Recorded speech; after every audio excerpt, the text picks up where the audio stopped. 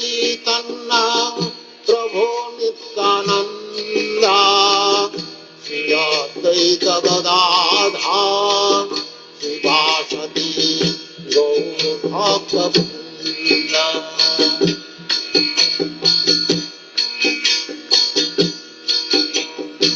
Shri Krishna Chaitanya Prabhu Nityananda Shri Advaita Gadadhar Srivasati Gaur Bhakta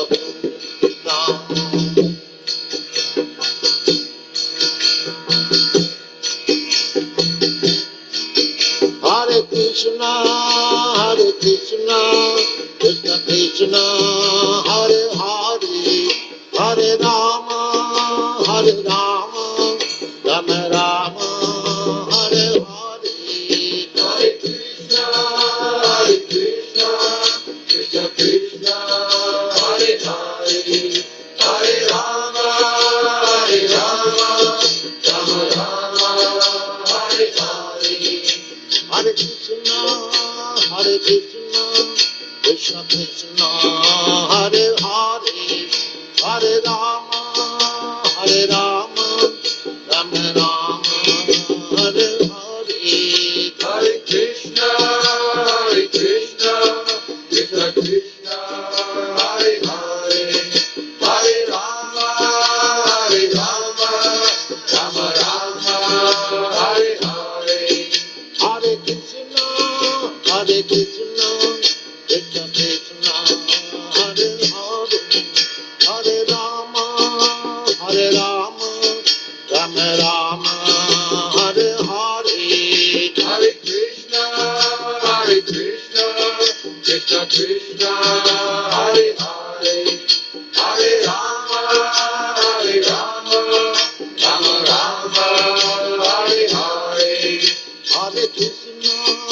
Hare Krishna, Krishna Krishna, Hare Hare, Hare Rama, Rama Rama, Hare Hare.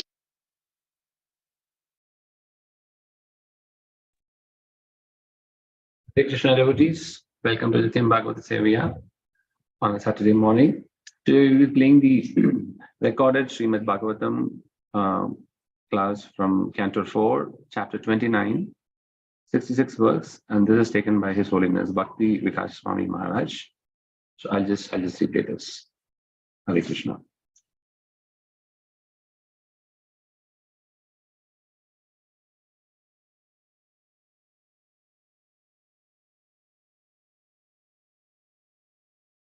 Om Namo Bhagavate Vasudevaya.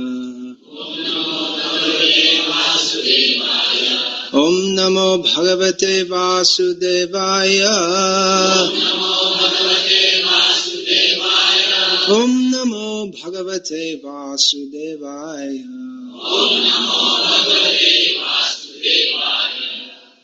Mana eva manushyasya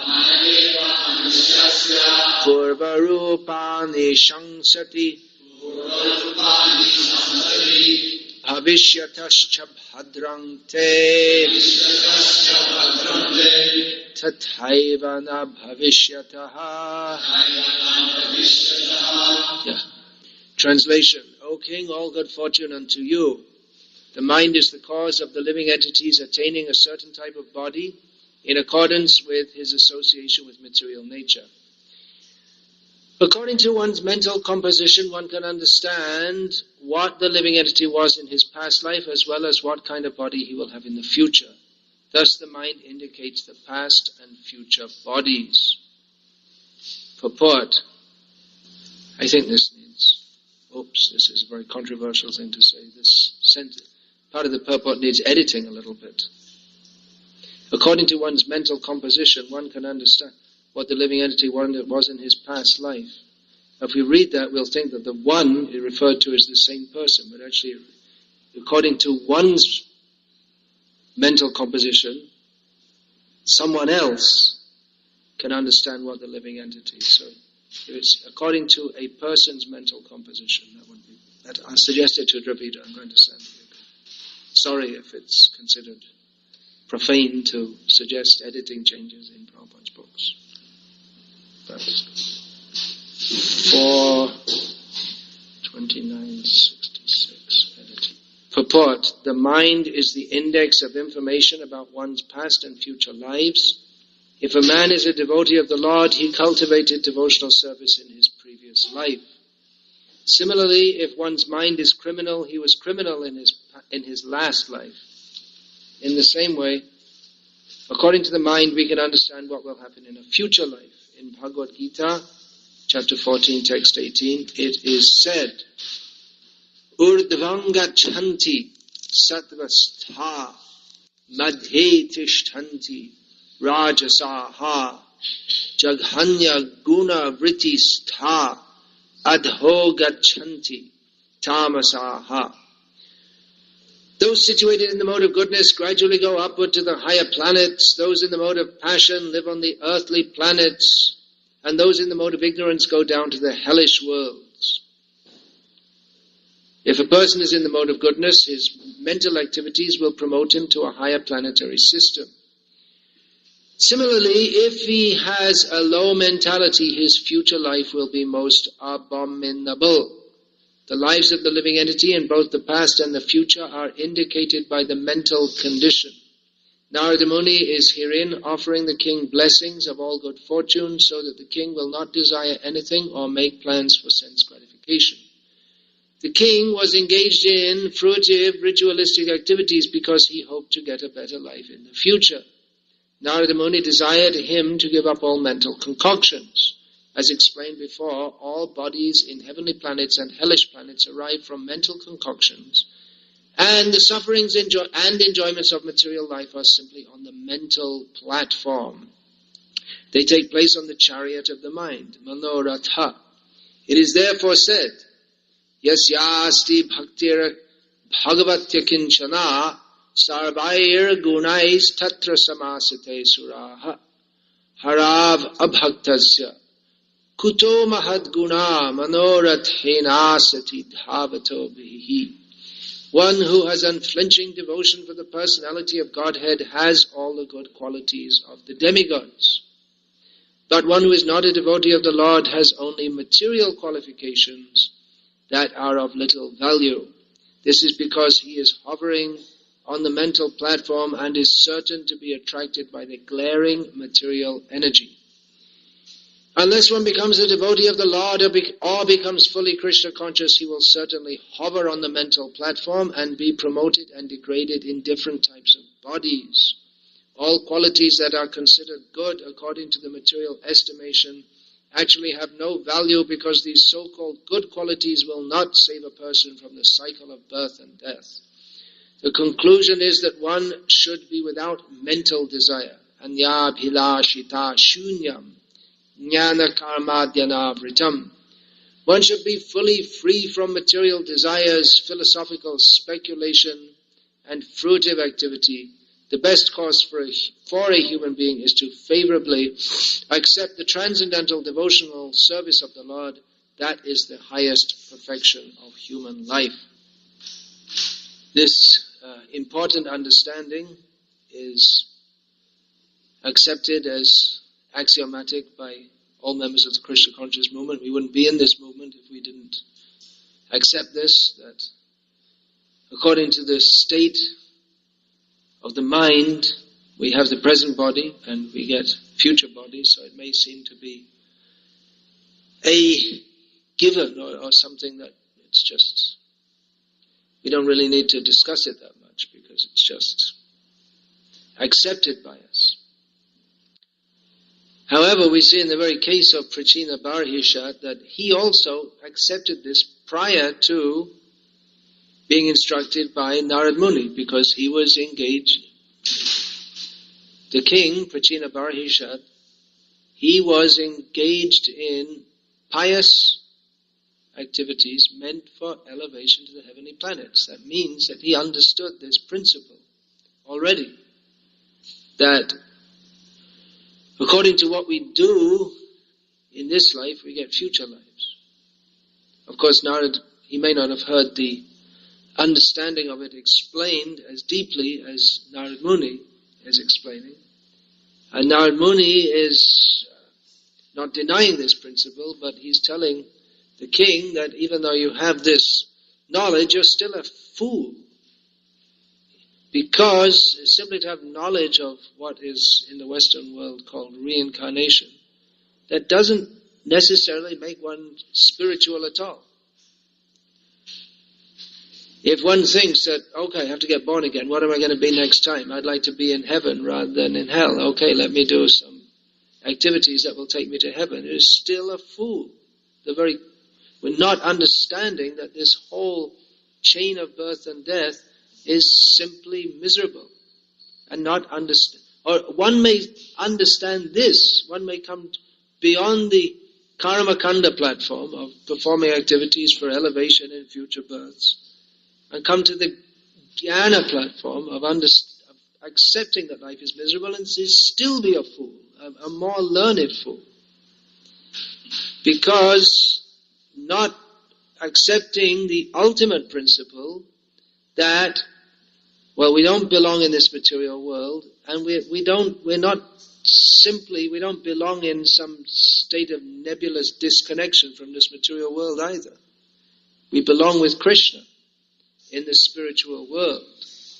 Of course, the Buddhists, they try to they have very strange explanations that there's no soul, but still there's reincarnation. So what gets reincarnated? Well, nothing really gets reincarnated because nothing is really there anyway. And there are all different kinds of theories. How do you explain? We have in Bhagavad Gita, Dehinosmin yata dehe komarang yovanang jara tata dehantara praptihi. It's usually one of the first 3 or 4 verses that devotees learn, if they learn verses. We hope everyone's learning some verses there. That Lord Krishna gives this analogy, that not exactly an analogy, that he explains that the body is always changing, but the person remains the same. So this shows that the person is separate from the body. And therefore, when all these changes are going on at every second, and over a period of time the changes are noticed to be changing from childhood to youth to old age and death, the death of the body is simply another change. But Lord Krishna says that the person never changed, and therefore death doesn't change the existence of the person. The person continues to exist. But to explain that there's no actual soul, some very strange. Some Buddhists, there are different schools of Buddhism, and some say that, well, there's no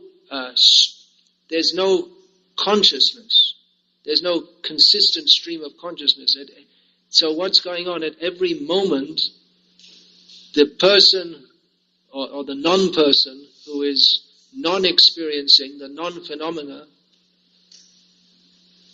all not around non-him, that non-person ceases to exist and is recreated. Or not recreated, but again comes into existence. It's bizarre.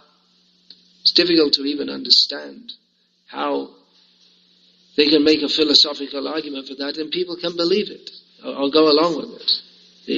The Bhagavata or the Upanishadic understanding is much more clear, but people want to avoid Krishna because they're fools and rascals. I didn't say so, Krishna said so.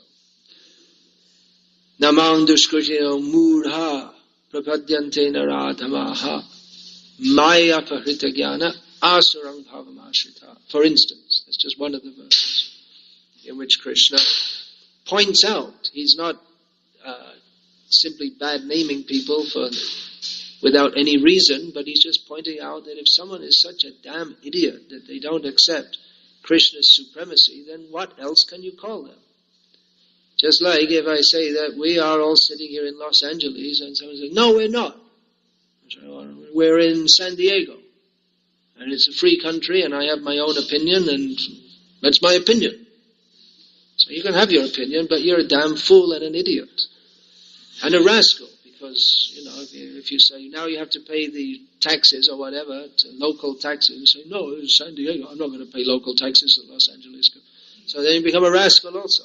Foolishness and rascaldom are intimately interlinked.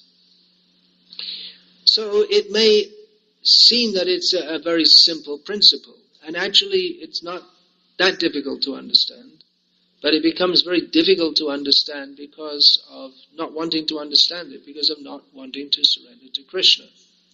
So what happens is that Maya, the illusory energy of Krishna, places people into such an illusion that they can't understand these very basic principles. I mean, what Srila Prabhupada taught was the very deep Vedic philosophy, but he presented it in a very simple way, because truth, the basic principles of reality are very simple.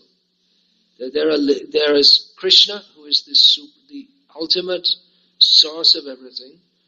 There are the living beings there's Krishna and his energies. Actually, there's only Krishna. We are also Advaitavadis. We believe in it's not a question of belief, but we accept there is oneness. There is only one. That is Krishna. It's all right. I'm Shavas Prabhu, you don't have to walk out of the class. It's all right. I didn't become a Mayavadi. I'm just going to explain that.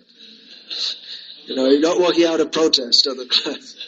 So, all right. I thought you were just going to get some rotten tomatoes out of the kitchen or something. So, everything is one. Did you hear that, Prabhus? Everything is one. Okay? That one is Krishna. But that one, Krishna is everything, but he has his energies also, which are non-different from him in one sense. So there is Krishna and his energies. Krishna is supreme and his energies are subordinate to him. All the living beings are his, basically part of his internal potency, but as the small sparks. That example is given in the Bhagavatam and Vishnu Purana of sparks in a fire. So we may become disconnected and lose our brilliance, but we remain by nature part and parcel of Krishna and subordinate to Krishna. So it's not in essence, although there are many complex details, it's not a very difficult thing to understand. But it becomes difficult to understand when we don't want to understand. And Maya, which is also an energy of Krishna, provides the understanding by which we don't understand, or the conception by which we don't understand. So the present body that we have and the future bodies that we may be placed into, that is based on the conceptions which we form. What is the mind? It's a process. The mind has various functions. It's a processing house of sankalpa, vikalpa, accepting. Yes, I accept this. I like this. Vikalpa, I don't like this. This is good for me. That's not good. I accept it. Vikalpa, it's not in my self-interest. It's not good for me. But all this activity of sankalpa, vikalpa, the activity of the mind, accepting, yes, I will vote for such and such because he will serve my self-interest, he will serve my interest, or the interest of the nation, because I am an American and we want America to flourish, and this person will make it flourish better, and the other one is completely useless. It depends on which side you are. You think that one is great and the other is completely useless. That's the other one is, if he comes in, it's a total disaster. Of course, whoever comes in, it's a total disaster, but that's a certain point of view. So we have various conceptions. I like to eat chocolate. There you are. I said it right on the Vyasa sign in LA. I like to eat chocolate. Therefore, I shall eat it. but wait a minute, I won't eat it because Prabhupada didn't want us to eat it. Okay, I won't eat it. So this way, the mind is it's a processing house. I like it, but wait a minute, that's not good. I like to drink beer, but wait a minute, that's not good. I'll get drunk, and then can't be a sannyasi anymore. And or even someone who's going to drive a car who's not a devotee, saying, "Well, I shouldn't drink beer because I might get caught or I might crash the car." So it's a processing house with the intelligence. What should be accepted and what should be rejected. But it's all based on the particular outlook or worldview that someone has. Prachina Barahishat, he had the worldview that, or he had the outlook or the understanding of life that I should perform sacrifices. This is a pious activity. As a result, I will be happy in this life. My citizens will be pleased. I will be praised as a pious king, and my kingdom will run on nicely. And after I die, people will, in future, people will compose songs about me and tell what a good king I was. Then I'll go to the heavenly planets and enjoy there. And it's great. Everything's good. Good in this life and good in the next life. So, great. That's what I'm doing. This is the purpose of my life. And Narada Muni comes along and says, actually, sir, you are simply a damn fool. This is not the goal of life. You think you're being pious, but actually you're committing sinful activities by unnecessary killing of animals. And even if you are spotlessly pious, the very nature of piety in this material world is ultimately impious anyway, because it's all avoidance of Krishna.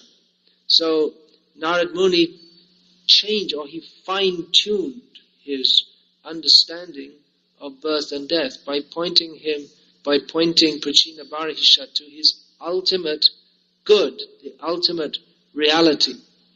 But the point here in this verse is that the condition of our mind that shapes our future births or our future. Even if someone doesn't believe in reincarnation, or they don't accept this principle can be understood even in this life. That's why there are so many books on self-improvement. What are these books on self-improvement?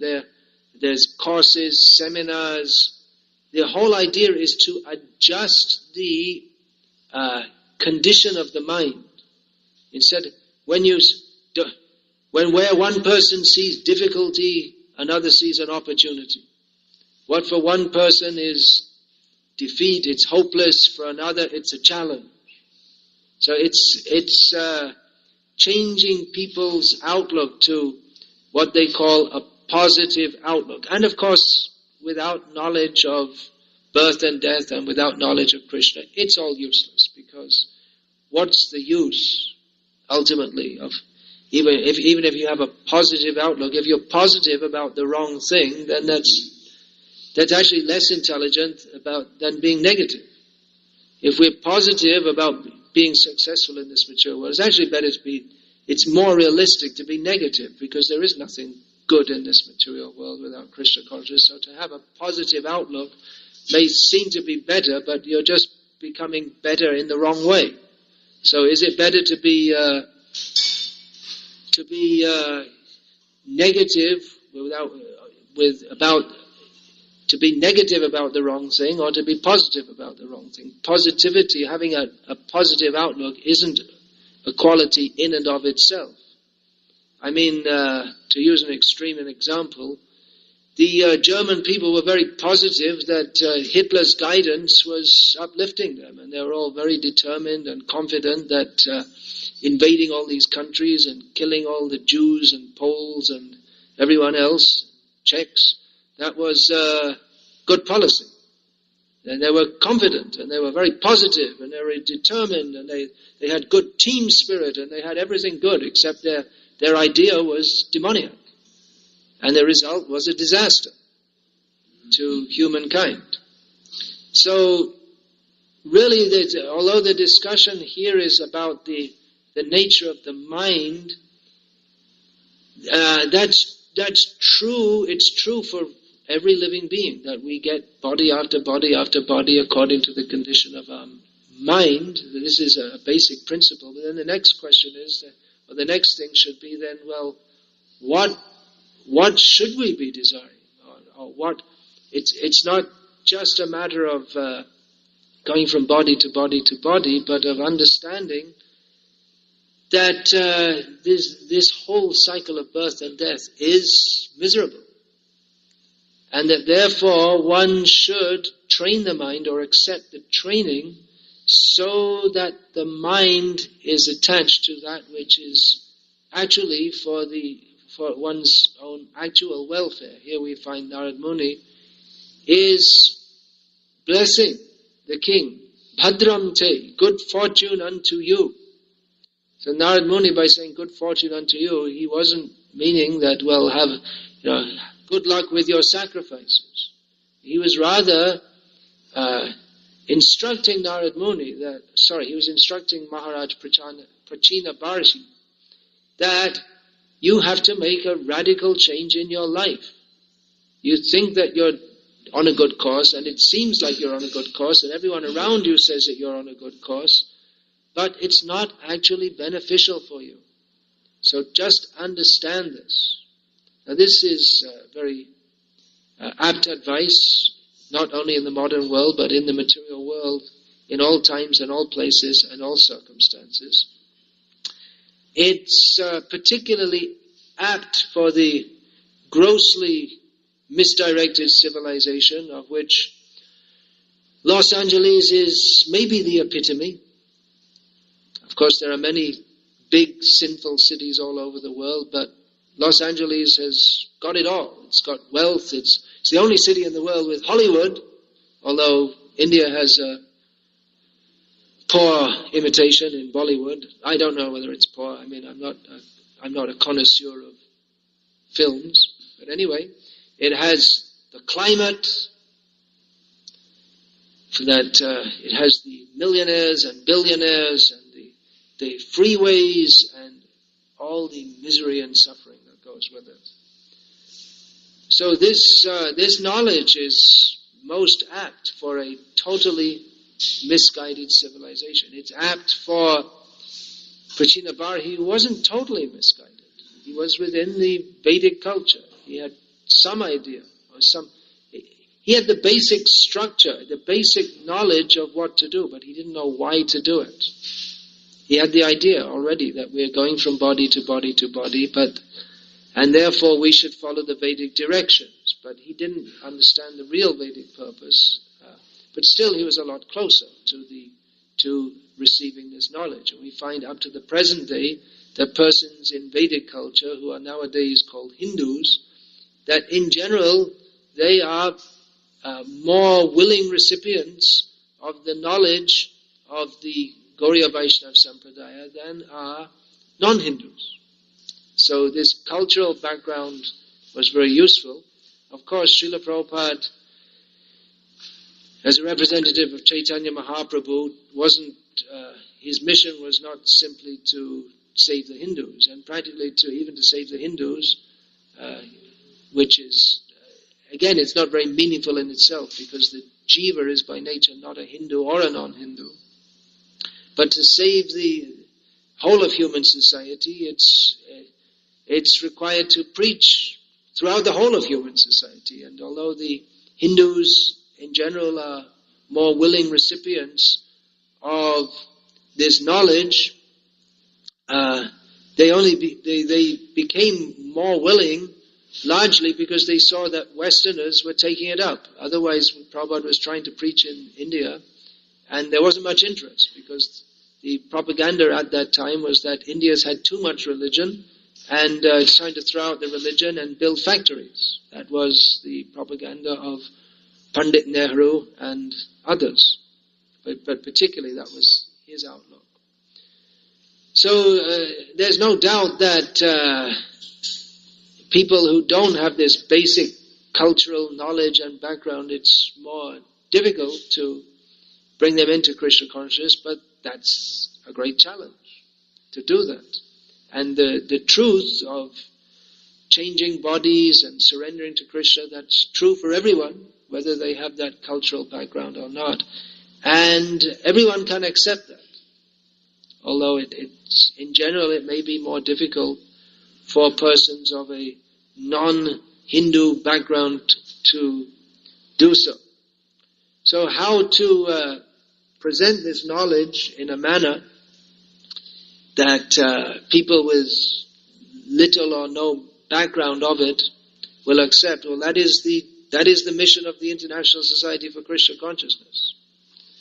How to present this knowledge, really it's really kindergarten stuff, as all of you know, and it's very apparent to me because I live mostly in India, and definitely we can, although people are very much bewildered and ignorant, but in India also, but here it's the disease of ignorance, or the diseases caused by ignorance are definitely more manifest and gross in the Western world. But Srila Prabhupada showed that it is certainly possible to convince Western people, or even scientists, just like Sadaputa Prabhu, scientist.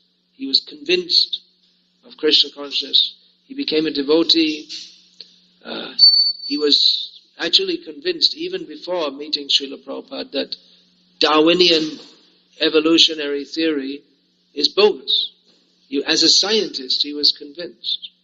And we find that nowadays more and more people, scientists, are convinced that it's bogus.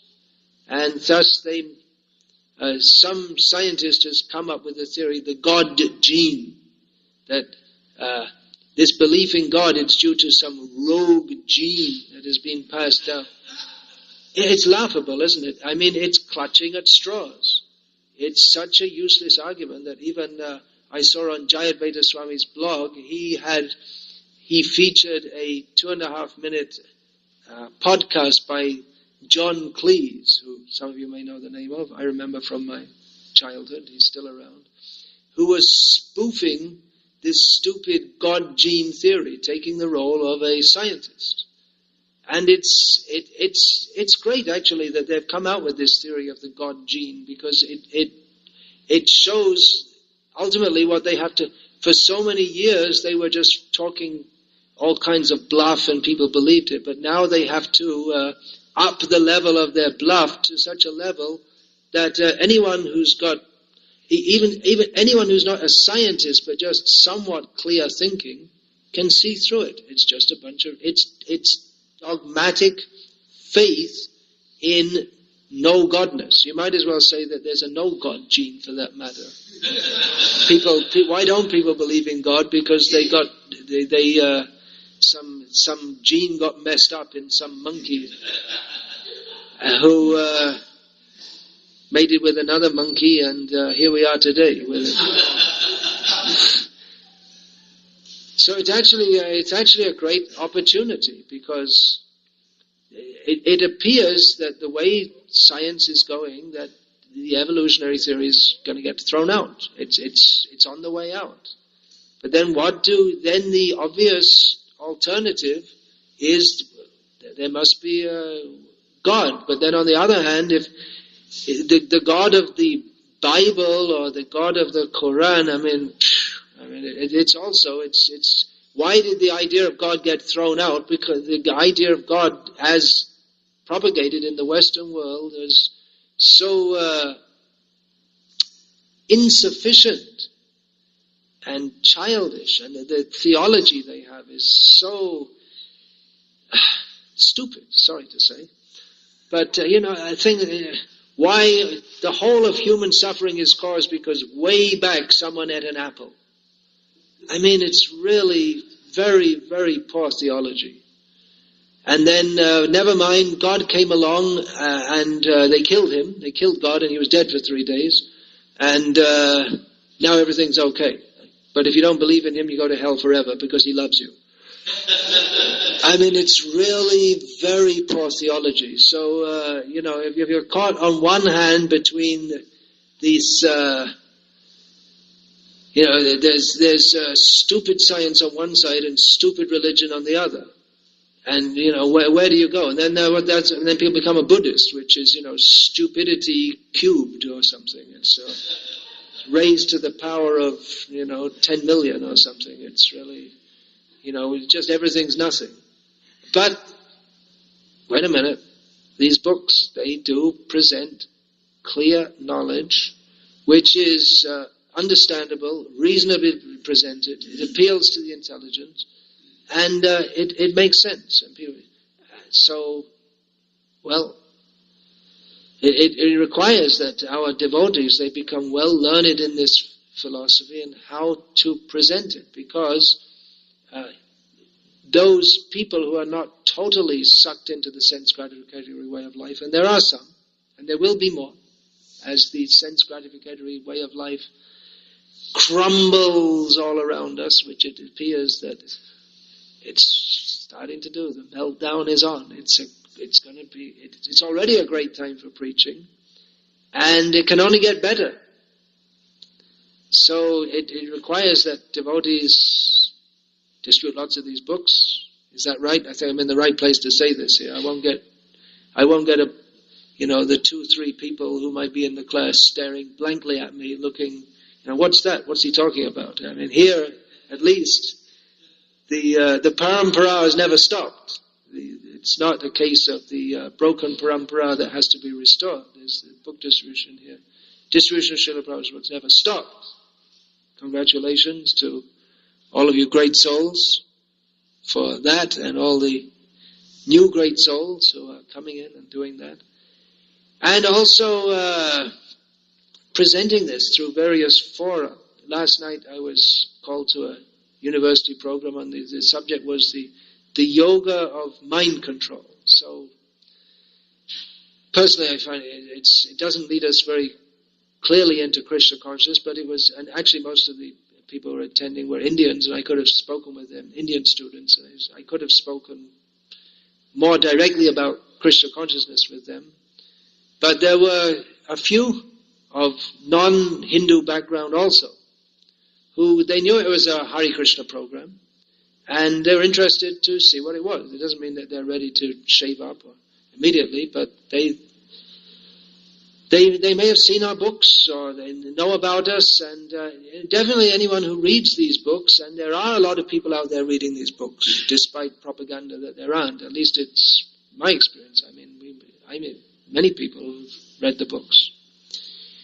They can, although they may not understand it very clearly, because it's a very deep subject, but they can understand that there is ancient knowledge of the most important issues, or the actually important issues, are very at a level which is not discussed anywhere by anyone else in society. Even the so-called Swamis and Gurus that come from India, they're quite superfluous. So many people are appreciating that these books, they have a knowledge at a level that we don't get in the school system, we don't get from our so-called religion.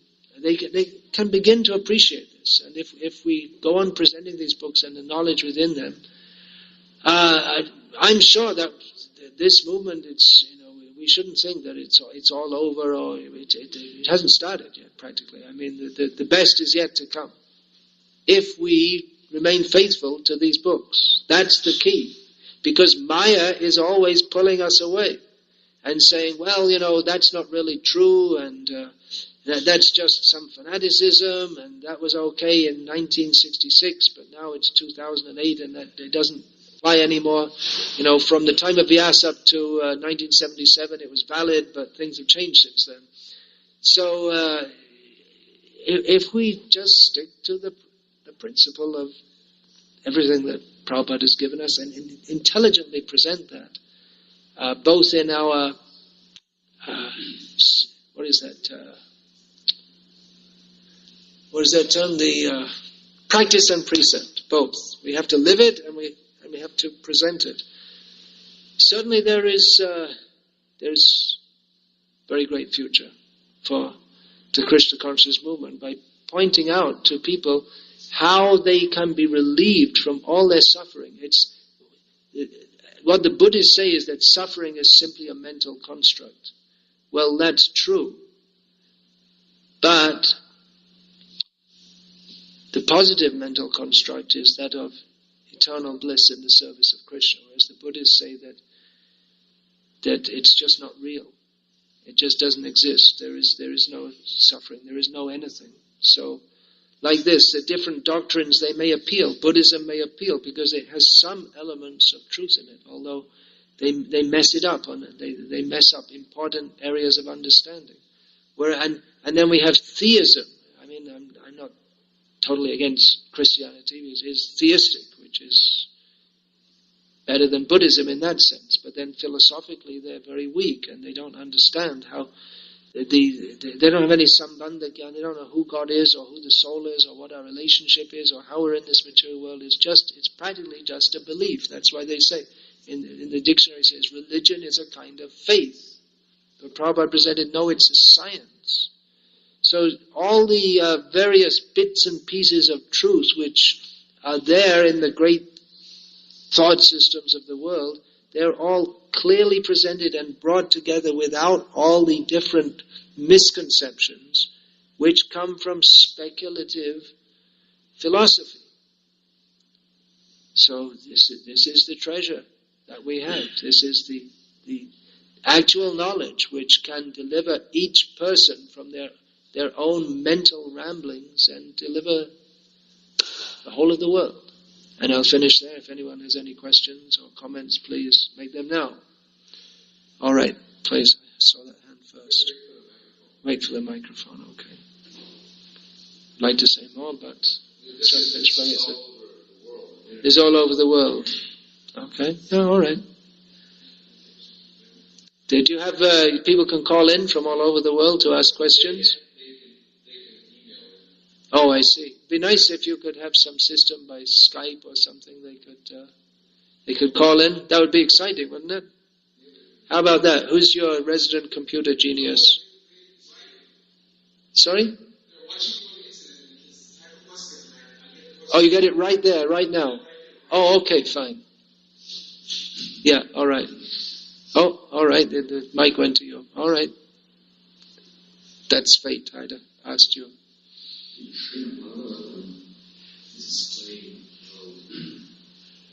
When where Buddha appeared, incarnation of Buddha, and if you have experience and preach to the Buddhists, point out to them.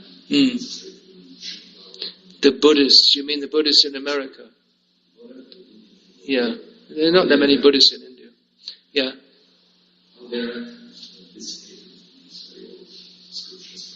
Yeah. Yeah. So, how do they respond to that? Well, they don't. Well, I was in a Buddhist area for quite some time in Thailand, and they just don't accept it. That's all. They don't accept. They don't accept that there's God, that there's any supreme being, or that Buddha is a supreme being. There are different schools of Buddhism.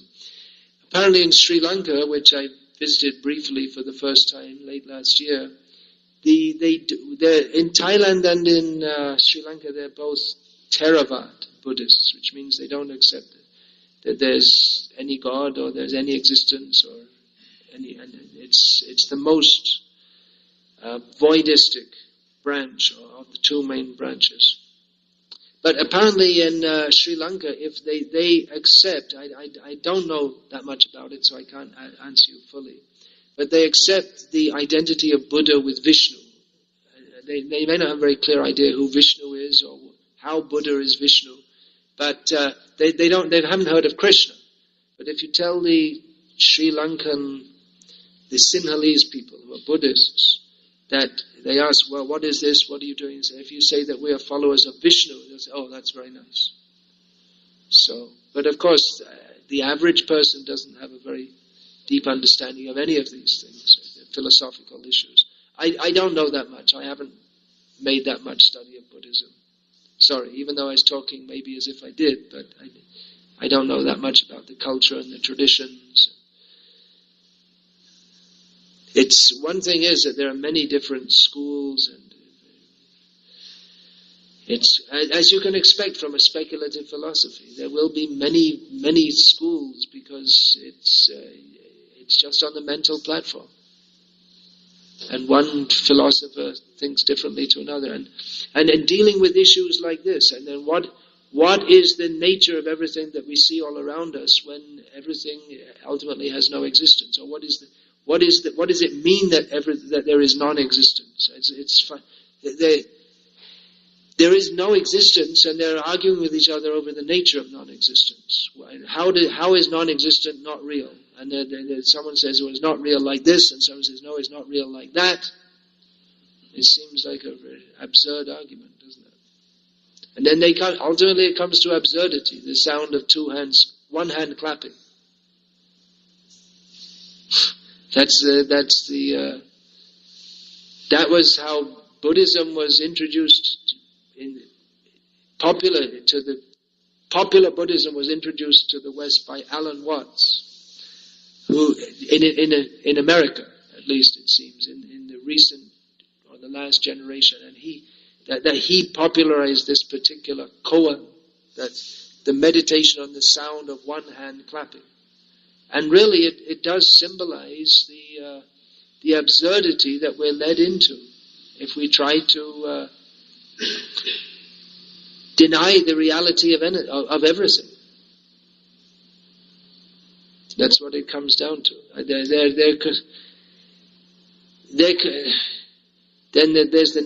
For them, they're discussing the nature of perception, but then the question of, well, why? Why do we perceive anything? They don't deal with that at all. So it's kind of like half a philosophy or something. Yeah, all right. Well, now, sorry, Amir Vilas Maharaj has his hand up there, so.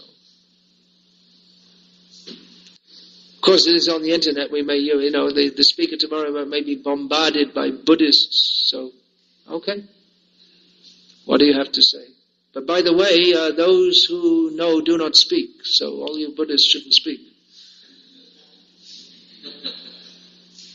According to your own philosophy. We know that Lord appeared as a Buddha. Also, Buddha is not direct incarnation of Vishnu Tattva as whole. Yeah, it's a bit of a mystery, actually. It seems that there are different. The nature of Buddha avatar it requires more research from our Vaishnava side also, because the Gautam Buddha and the Shakya Singh and all this, it's not clear. According to one book by Bhakti Pragyan Keshav Maharaj, the Buddha of Buddhism is not the Buddha of the Bhagavata.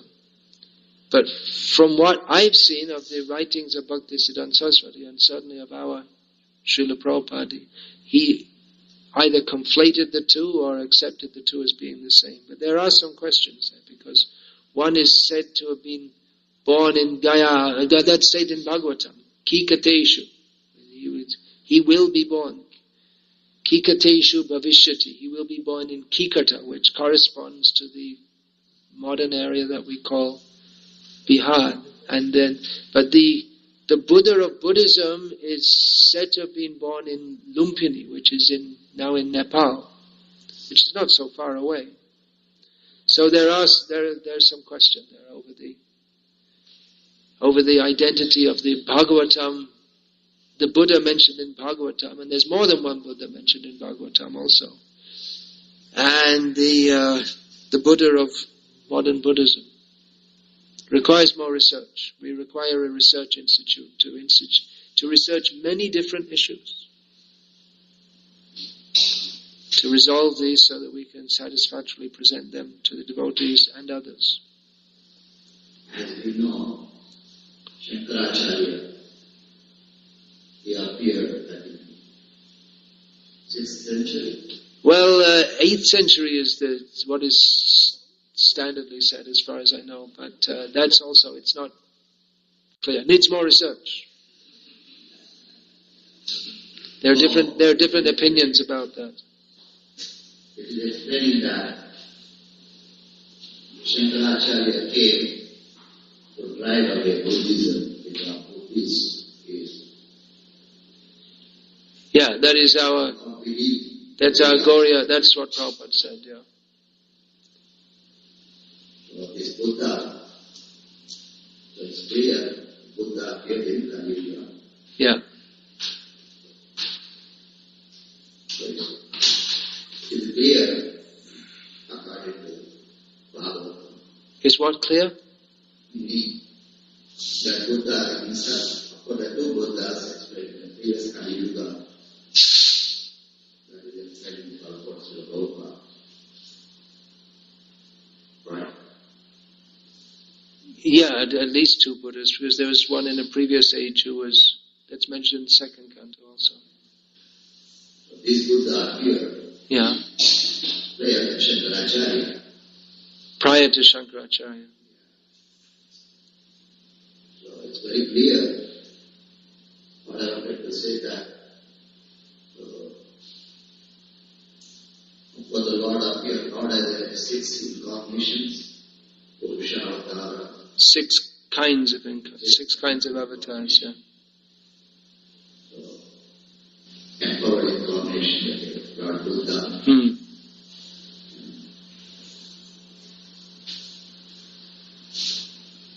So every Lord himself says in Bhagavad Gita, I appear in every beginning. Yada yada yada. Glani Bhagavad. So every religion has a perfect in the sense according to the time and circumstances appear. Prabhupada says that when Krishna told Arjuna, give up all kinds of religion. Sarva dharman parityaja mamekam sharanam. Real religion means surrendering to the Supreme Personality of God. What I wanted to say that just now this Prabhupada asking for Buddha, I don't know what he was. You are also explaining.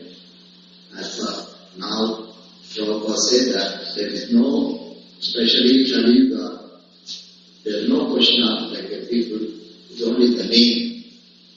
Buddhism, Christianism, Jainism, all isms, nothing more from concrete. There is no, of course, when the Lord appears, the religion is perfectly followed. But after some time, now like let us say, even Chaitanya Mahaprabhu appeared finally 22 years ago. But that is not being followed perfectly. Again re-established by Srila Prabhupada. This Vaishnava Dharma. What's the point, Maharaj? What's the point you're getting at there? Commenting, trying to explain that. The Dharma, the real Dharma is surrendered to Krishna. Right, that's true. So Jai. nowadays, when we talk about Buddha, as you are explaining about Buddha, Philippine Thailand, there's no real sense. The books, what I try to say, it's no use of referring to these people because they are not following really Buddha. Buddha taught ahimsa parama dharma, but now so-called Buddhists, they eat meat, they kill animals. Same thing Prabhupada said, Christians, Jesus said, thou shalt not kill. So you really don't find real, Buddhist, real Christian, real Hindu. There's only one religion that is.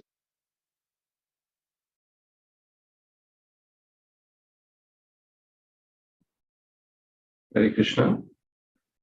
Thank you for the wonderful class, Maharaj. Maharaj is trying to emphasize in terms of how mild mind plays a big role in terms of what we want to enjoy and how we need to keep feeding it to make sure we take the right decisions, and how Maya keeps coming every now and then to try to divert it. Okay. Devotees, any other reflections or comments? I've just unmuted the lines.